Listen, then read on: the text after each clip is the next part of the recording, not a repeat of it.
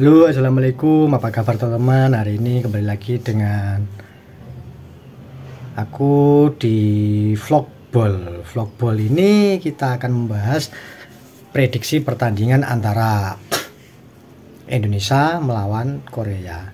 Seperti yang telah kita ketahui semalam atau yang belum nonton, semalam itu Jepang versus Korea, pertandingannya dimenangkan oleh Korea dengan skor 1-0. Nah, kenapa kita bahas Indonesia melawan Korea? Nah, ini yang menarik.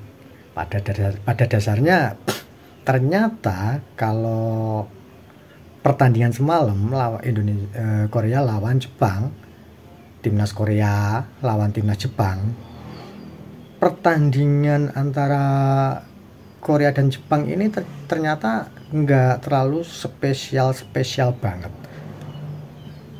Karena apa? Dibandingkan dengan Indonesia melawan Australia atau Indonesia melawan Jordania, justru para pemain Jepang dan Korea ini mainnya tuh hampir kayak mirip Vietnam lah. Malah lebih ngeri Indonesia lawan Australia. Kalau Indonesia lawan Jordania sih sudah kelihatan, pasti pemenang.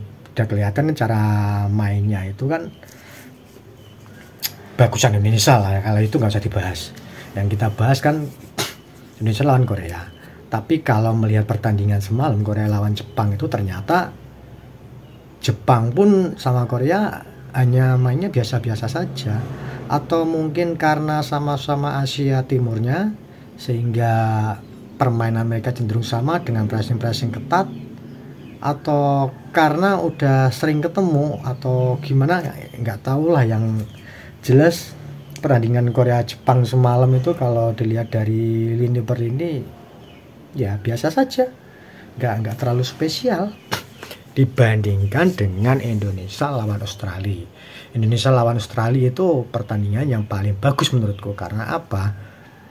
Dengan meninggalkan Justin Hubner, terus Ramadhan Sananta, cuma mengandalkan gelandang serangnya Nathan Tejo, ternyata Indonesia tuh mainnya bagus banget.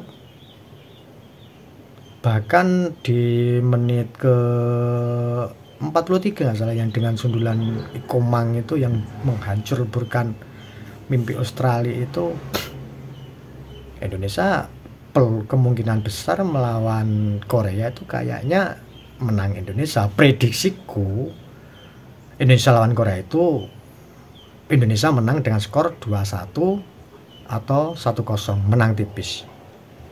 Dilihat dari pertandingannya semalam Jepang dengan Korea, atau mungkin karena udah sama-sama saling mengerti. Nah, yang jadi pertanyaannya kan, Korea sendiri kan sudah terbiasa dengan pola permainan Sintayong, STY. Nah, itu yang jadi kuncinya nanti. Kalau pelatih Korea paham dengan cara mainnya STY, ya kemungkinan besar dalam pertandingannya akan berlangsung ketat, dan kemungkinan besar andai kata Indonesia yang menang tipis, sebaliknya kalau Korea yang menang tipis. Tapi aku berharapnya sih Indonesia tetap menang, karena aku kan orang Indonesia, Garuda Indonesia.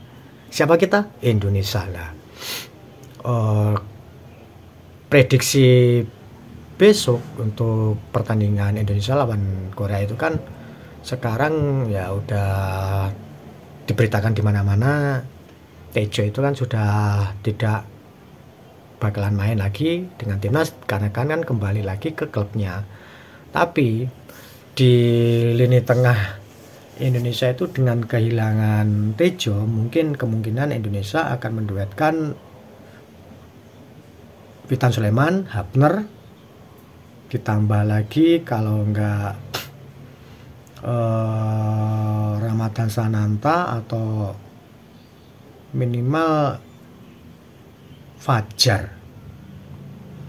Tapi kalau dilihat untuk main lawan Korea, kemungkinan bukan Fajar yang dimainkan tapi Komang Teguh kayaknya. Dengan dia yang kuat bertahannya, terus kuat dari sisi pertahanan, dia mempunyai karakter bertahan, dan kalau untuk serangan dia bisa Komang Teguh ini unggul di bola-bola atas. Terbukti Komang Teguh memasukkan 2 gol dengan headingan, dengan sundulan kepalanya. Nah, kembali lagi ke Indonesia lawan Korea. Di sini nanti kemungkinan besar menurut analisis warung kopi pinggir jalan, pertandingan itu akan berjalan ketat. Satu, karena pelatihnya dari Korea Selatan juga sama, karakternya pun sama, karakter permainan itu cenderung Indonesia kalau Korea itu nggak beda-beda jauh lah, hampir sama kayak Korea lawan Jepang semalam. Tapi variasi serangan itu lebih bagus di Indonesia dengan tiki-taka ala Eropanya, terus cara memanfaatkan peluang, asalkan Witan meminimalisir kesalahan, pasti peluang-peluang itu bakalan terjadi. Mayoritas peluangnya pasti banyak di Indonesia. Bahkan kalau kita lihat flashback lagi, kembali ke belakang, ball positionnya itu selalu menang Indonesia. Nah, ini yang jadi kunci. Andai kata nanti lawan Korea, Indonesia bisa menguasai bola, ball position menang di Indonesia, kemungkinan besar Indonesia pasti menang dengan skor tipis lah, 2-1 atau 1-0. Karena Korea ya nggak mungkin menyerah begitu saja, atau Korea tidak akan membiarkan Indonesia bermain secara terbuka.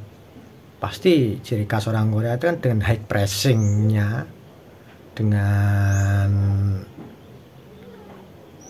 lari-larinya, yang kata-kata orang-orang warung kopi pinggir jalan tuh karena kekuatannya di minum ginsengnya itu. Tapi overall pertandingan ini bakalan ketat.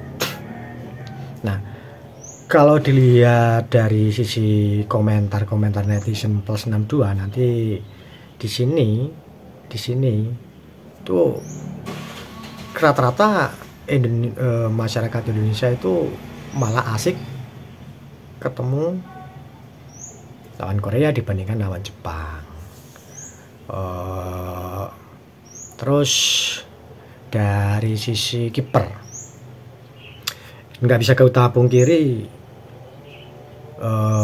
Fernando Ari ini udah pengalaman teman-teman. Dari mulai dia generasinya Bagus Bagas itu, Isutan Jiko, bahkan dengan sebutan mata elangnya, dia Fernando Ari ini menggagalkan tendangan penalti itu sudah sering banget teman-teman.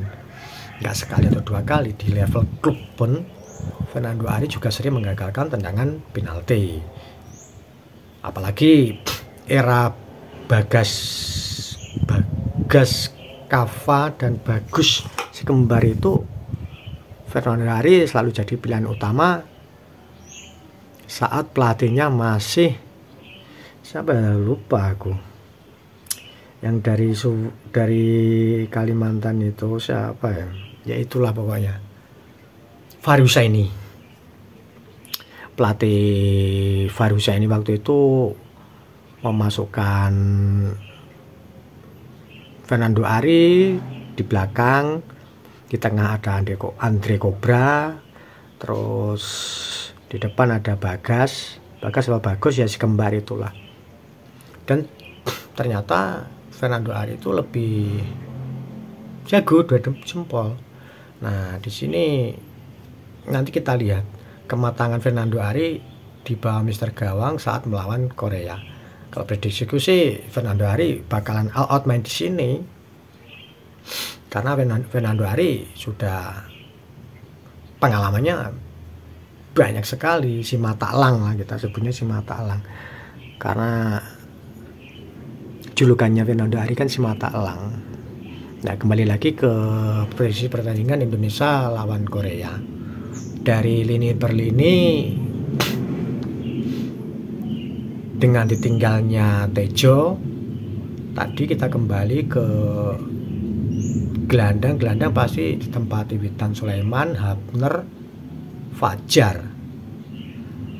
Andai kata Sintayong pengen menyerang, kalau Sintayong ingin semi bertahan, otomatis memasukkan Komang Teguh. Nah, di depan Sturridge pasti jadi pilihan utama. Kecuali ingin mengamankan kedudukan 0-0 di babak pertama, Ramadhan dan Samananta jadi pilihan terbaik. Kadangkala menurut orang-orang warung kopi pinggir jalan, kelemahan Sintayong itu ada di sisi back sebelah kanan, dengan pos yang diisi oleh Fajar, oleh Ferrari.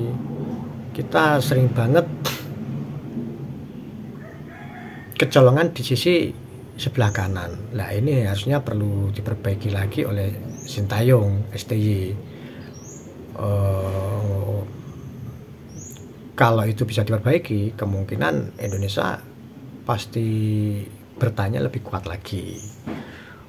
Oke teman-teman, cukup di sini saja prediksi pertandingannya ya. Untuk skor, aku ulangin lagi, kalau 2-1 Indonesia atau 1-0 buat Indonesia. Andai kata Korea yang menang, ya kita realistis saja. Kalau Korea yang menang pasti menangnya juga tipis, 1-0 buat Korea. Tapi kalau aku sih tetap kemenangan untuk Indonesia, orang kita Ultras Garuda.